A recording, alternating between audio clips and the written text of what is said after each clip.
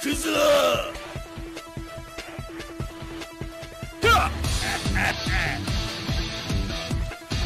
Genocide Kata.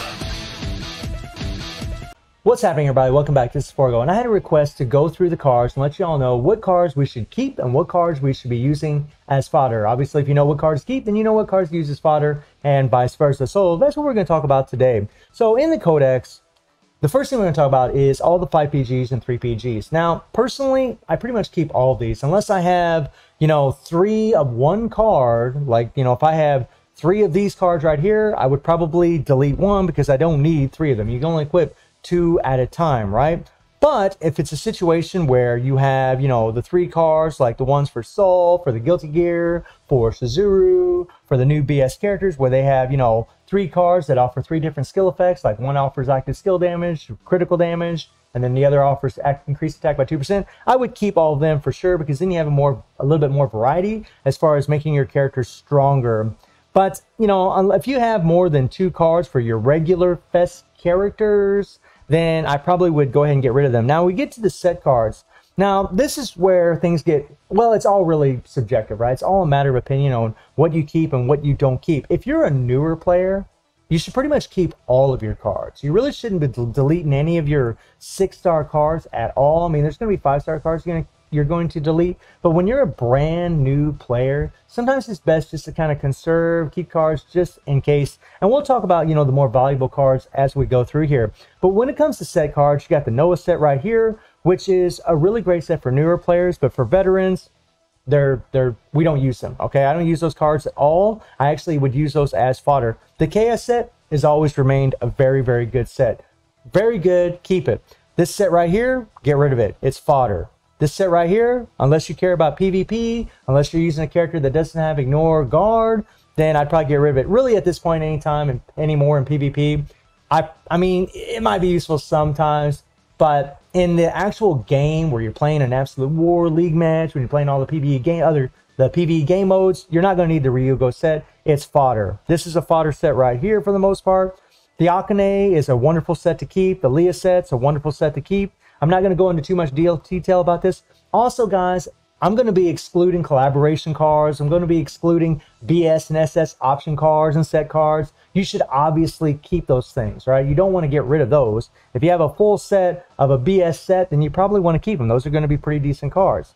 Now, these cards right here, you actually get these from combining cards.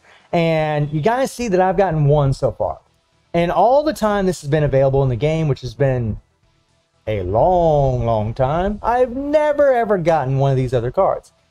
If you do get this full set, it's a very good set. I would keep it. Absolutely. The Serena set is godly. Keep it. Great for Guild Raid, great for Spider Robot. Amazing set. And then we kind of scroll over a little bit more here. This set right here, I mean, if you care about PvP, this is a really good set. If you want to increase the survivability of your characters, giving them a lot more extra HP, I mean, you're going to get an extra 46% extra HP. If you're having trouble with survivability in a character, maybe in a PvE game mode, maybe it would prove to be useful, but for me, it's always fodder. I always get rid of it. I don't need it, don't use it. And then we just have all the collaboration sets, the BS sets, and so on, so on, so on.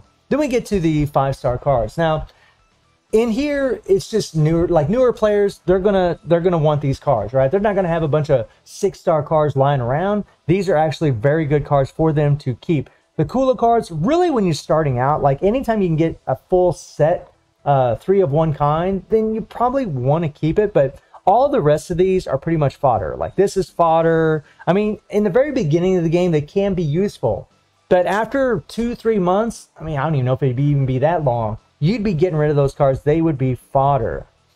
And all the collaboration cards, I mean, this is really fodder for me, but I keep it because it's kind of like a collector's item for me.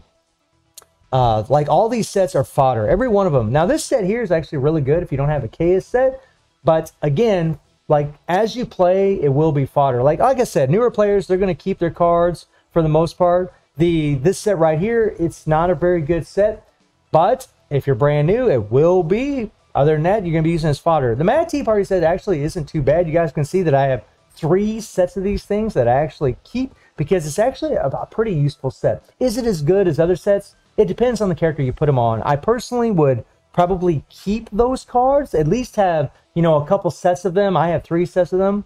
And then these cards here, I mean, they're actually pretty good, right? Not too bad. But I really don't need them, right? It's just a matter of opinion, guys. Like, I have so many cards on my account that there's probably going to be sets that I would call fodder that maybe other players wouldn't, right? Like, some players might look at this set and be like, well, you know, it's not a bad set. It's not bad, right? Especially for characters with strike skills. But it's not OP. The Tekken set's gone. Remember, we're not talking about collaboration. The Mr. Big set's a knockoff set of the KS set. A good set to use, but you can use it for fodder. The Nest set right here is still a good set for beginners, but as you play, it will become fodder. Unless you care about PvP, then it could be useful. This set here, again, guys, like I have one full set of this, but I never use it. It's pretty much fodder. I mean, for some players, they might want to use it. The Idle Cool set's actually quite godly, as I've explained in other videos, especially for characters like BS Nameless, BS Leona, and I imagine for other characters as well. It's actually a pretty insane set. And then these other sets here are the collaboration sets. This set here is not very good, guys. I'd probably use it as fodder. And then we just have a bunch of collaboration sets.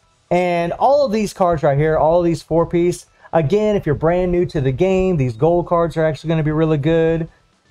These cards right here, if you're brand new to the game, actually are pretty decent.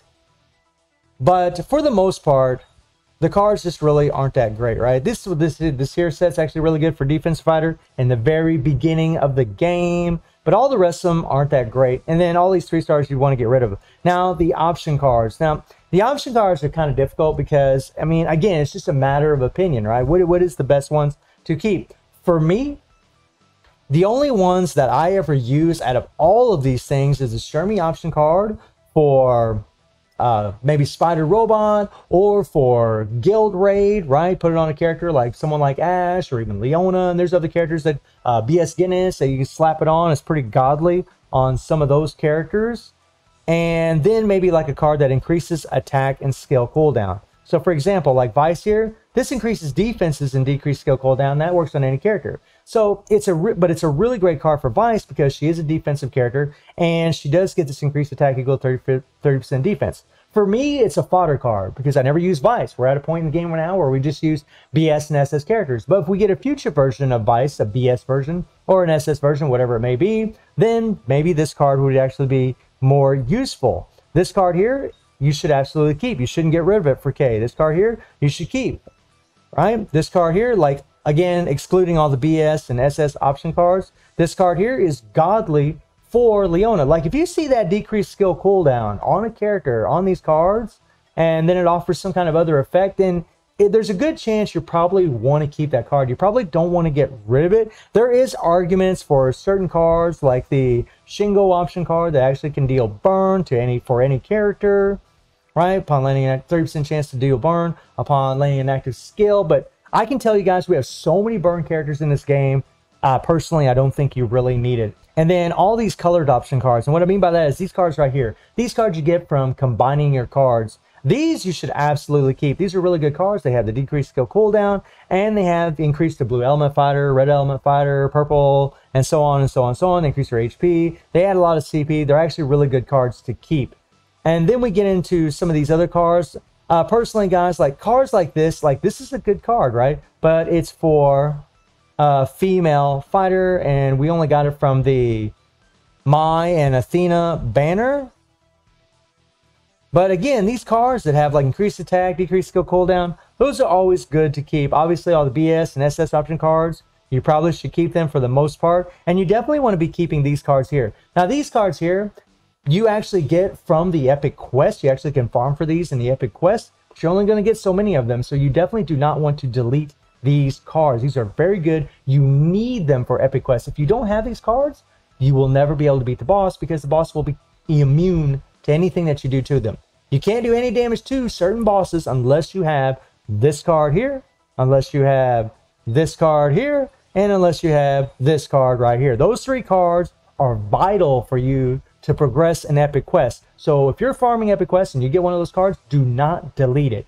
Keep the damn thing. And then we get down to the 5-star cards. When it comes to 5-star cards, guys, you definitely want to keep your cooldown cards like this one right here, and you want to keep your defensive one right here. You always want to keep them. If you have, you know, say 10 in total, or even 12, that's more than enough. Once you get to that point, then you can start deleting. Really, you only need about, well, I mean, yeah, I think 12 really is a good number to have. Really, you only need about 6, but if you have a little extra, sometimes it can come in handy for the most part. But in all of our game modes, like even in Immortal Dungeon, you're just going to use a total of 12 cooldown cards in total. So, I mean, I really think that's the max you actually need. And some other cards you can keep are this one right here. This is very valuable in a lot of game modes. It adds a lot of CP for you. Also, this one right here, insane card. Wonderful for adding a lot of extra CP. Sometimes that does come in handy. And then, of course, this card here for gold gain. This is a terrific card for gold gain.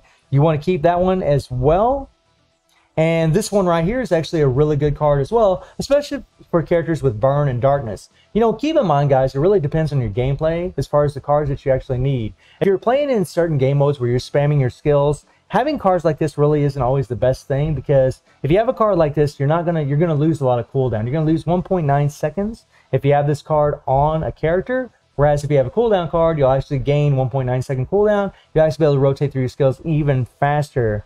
I've found in a lot of testing I've done before that sometimes you'll just do more damage just having multiple cooldown cards instead of having a card like this and then having one cooldown card. However, this card has a lot of CP, and sometimes we have little events and little things, or, you know, we have Chapter 5 and then we also have Demo Space, and having that extra CP could come in handy. So it's actually a really good card for characters with burn and darkness. Now, there's probably, you know, people might argue about some of these other cards. I mean, I'm not talking about collaboration cards here. I'm just talking about like the cards that are always available in the game. I personally would get rid of them. This card here, I mean, it's good for PvP to decrease the stun duration by 49%, right? If your character already has stun duration decrease in their core, then they're pretty much going to be immune to stun with this card on them. Remember, though, you will be losing some cooldown, but I mean, that can be pretty powerful. And then I would just delete any 4-star, any 3-star card. All those would be fodder. But all this is just my humble opinion. I mean, guys, I don't ever use the cosmic cards anymore. I mean, I rarely use these cards, but they can be very useful for players out there.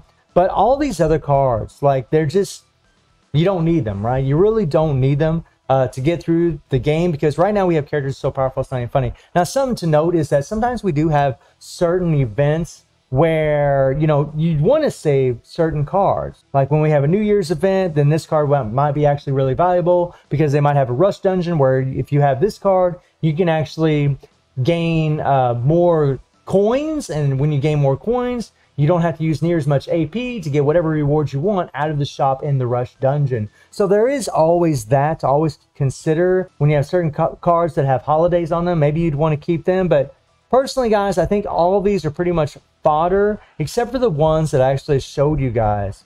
There might be some other cards that could be useful to some players out there, but I found that you really don't need them. So hopefully this will shed some light on the cards that you should keep and the cards that you should use as fodder. So let me know how you're all doing in the game, and I do stream on Twitch at 9 p.m. GMT+7 time. The link is in the description below, and I hope you enjoyed the video. Thank you for watching. Y'all take care and have a good one. See ya.